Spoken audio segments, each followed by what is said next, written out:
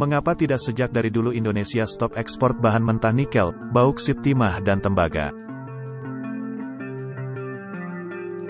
Berpuluh-puluh tahun kita ekspor bahan mentah, yang mendapatkan nilai tambah dari bahan mentah yang Indonesia punya, negara lain yang menikmatinya. Indonesia tidak ingin hanya menjadi tukang gali dan tukang tambang. Indonesia bisa rugi besar jika kondisi ini terus terjadi.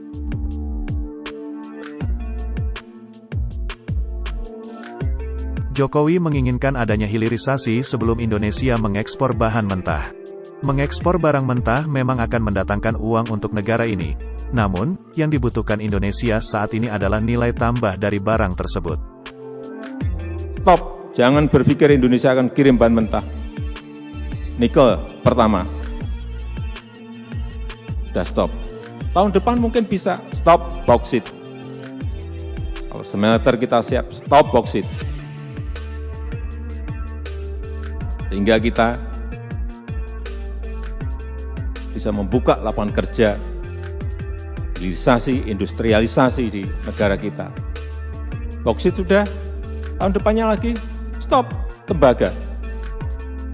Karena smelter kita di Gresik sudah mungkin hampir selesai, stop. Kenapa kita lakukan ini? Ya, kita ingin nilai tambah. Kita ingin added value. Kita ingin ciptakan lapangan kerja yang sebanyak-banyaknya.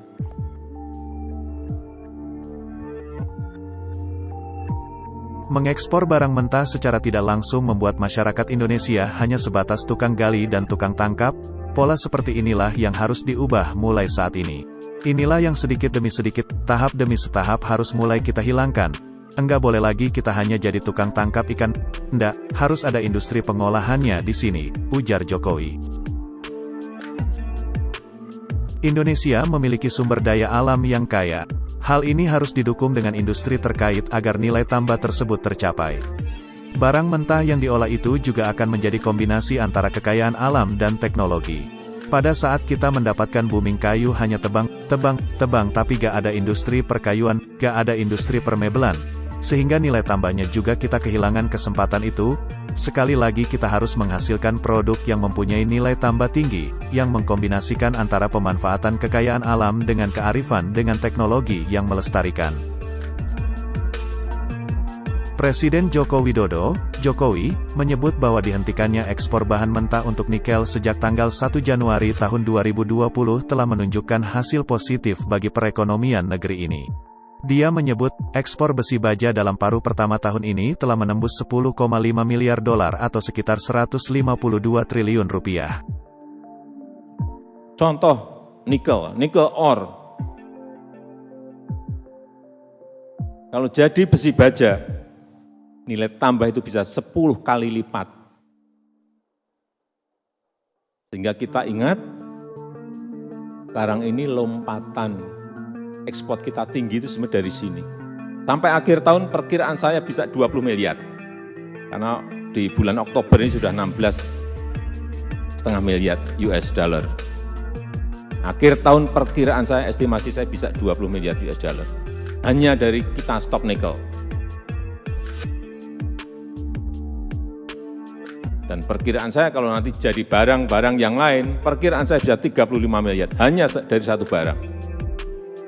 Begitu bauksit nanti juga sama. Begitu tembaga juga sama. Kenapa berpuluh-puluh tahun kita tidak lakukan ini? Sehingga nanti neraca perdagangan kita baik, neraca transaksi berjalan kita menjadi semakin baik.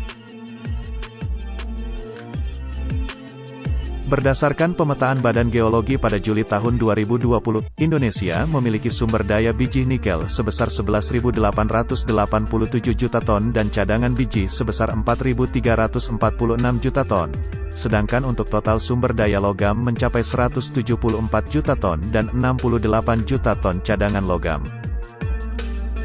Indonesia memastikan kebijakan hilirisasi komoditas tambang akan terus dilakukan, meski kini Indonesia tengah digugat Uni Eropa melalui World Trade Organization, WTO, terkait larangan ekspor biji nikel sejak tanggal 1 Januari tahun 2020.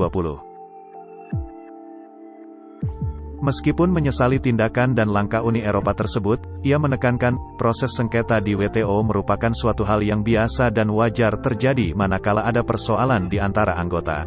Oleh sebab itu, dipastikan pemerintah akan menghadapi gugatan tersebut untuk memperjuangkan sumber daya alam demi kemajuan Indonesia.